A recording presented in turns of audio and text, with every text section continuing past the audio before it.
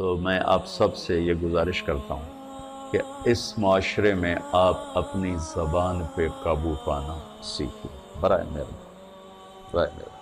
بہت فائدہ ہوگا۔ ایک زندگی گزری ہے، شام قریب ہے، تو پوری زندگی کے تجارب نچوڑ بھی اس میں شامل ہیں، اور تجارب نچوڑ کو گولی مارو اور دیوار پہ ڈال دو، میرے نبی کا فرمان اس کے لیے کافی ہے۔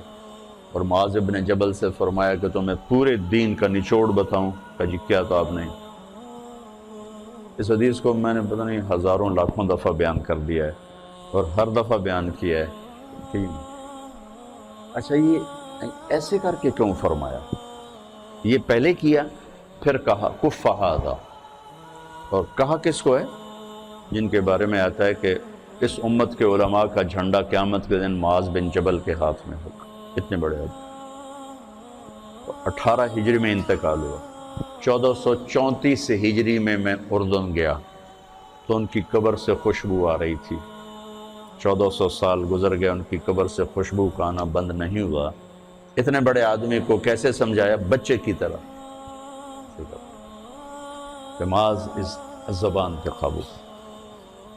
تو آپ سب کو، اپنے آپ کو بھی کہتے ہیں،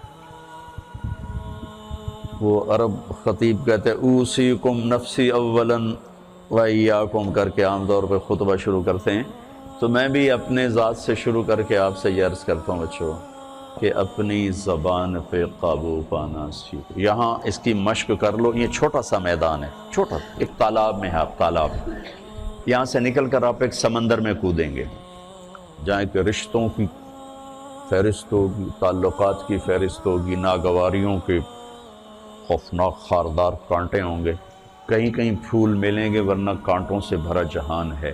اگر آپ نے یہاں پریکٹس کر لی تو پھر آپ اس میدان میں جا کر انتہائی خوبصورت معاشرے کا فرد بن جائیں۔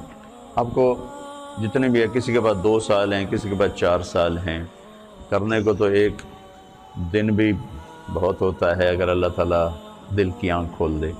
یہاں آپ یہ سیکھ لیں، نہ کریں نہ سنیں، سننی بھی نہیں، کسی کی برائی مت سنیں، کسی کی برائی مت سنیں۔ آپ خوشحال رہیں گے، پرامن رہیں گے۔ کسی کی برائی نظر آئے تو آنکھیں بند کر لیں، اندھے ہو جائیں، اس کی اصلاح کے چکر میں نہ پڑیں، آنکھوں پہ اپنے پردہ ڈال لیں۔ ایک صحابی کہہ رہے ہیں ارید ان یسترنی ربی یوم القیامہ، میں چاہتا ہوں اللہ قیامت کے دن میری پردہ پوشی فرمائے۔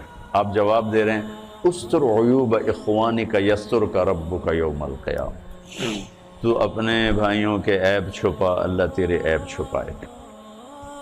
نہ کسی کی کمی بولو، نہ سنو، نہ دیکھو، تو آپ کے دل کا برتن صاف رہے، خوش رہو گے۔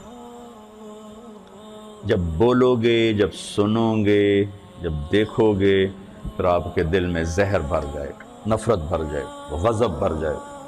تو بہت بڑی چیز میں آپ کو بتا رہا ہوں کہ اپنی زبان پہ آپ قابو پانا سیکھ لیں، تو آپ کا اپنا بھلا ہے۔ جب آپ عملی میدان میں جاؤ گے تو آپ کے پاس ایک طاقت ہوگی، کبھی بیوی کے رویے ایسے، کبھی اولاد کے رویے، کبھی ماں باپ کے، کبھی بھائیوں کے، کبھی رشتہ داروں کے، کبھی پڑوسیوں کے، کبھی ساتھیوں کے، تو آپ کو اللہ تعالیٰ ہمت دے گا کھڑے ہونے کی۔ تو ایک تو آپ سب بچے اس کی نیت کرو کہ زبان پہ انشاءاللہ قابو پانا، ٹھیک ہے؟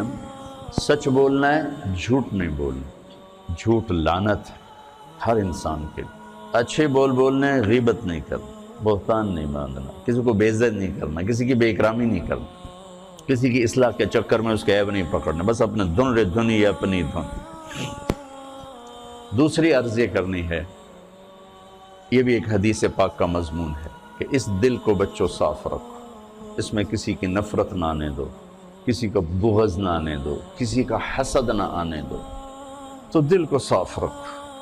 اور میرے چھوٹی عمر میں مجھے شہرت مل گئی، ایک دم مل گئی ایسے کر کے، تو جہاں محبت کرنے والے ہوتے ہیں پھر وہیں یہ انسانی فطرت ہے، حسد بھی آتا ہے، نفرت بھی آتی ہے، بہت کچھ آ جاتا ہے کہ یہ کیوں۔ تو مجھے بہت بڑی مشکل کا سامنا کرنا پڑا، جھوٹے الزام اور بہتان تو میری پیشی ہو گئی مولانا جمشید صاحب کے پاس، تو فرمانے لگے تو کیا سوچتا ہے کہ انہوں نے یہ کیوں کیا ہے؟ تو میں نے کہا جی حسد ہے اور کیا ہے۔ اللہ ان کی قبر روشن فرمائے۔ واللہ اس کے سوا کچھ نہیں تھا، لیکن اور میرے استاد کو بھی پتہ ہے کہ اس کے سوا کچھ نہیں۔ کہا نہیں بیٹے یہ مت کہو کہ حسد، یہ کہو کہ تیری اصلاح کے لیے انہوں نے یہ کیا۔ میں نے کہا اچھا استاد جی آپ فرماتے ہیں تو میں تسلیم کرتا ہوں، میری اصلاح کے لیے کیا ہے۔ یہ انہوں نے مجھے پہلی ضرب لگائی تھی منفی خیالات کو توڑنے کی اور مثبت سوچنے۔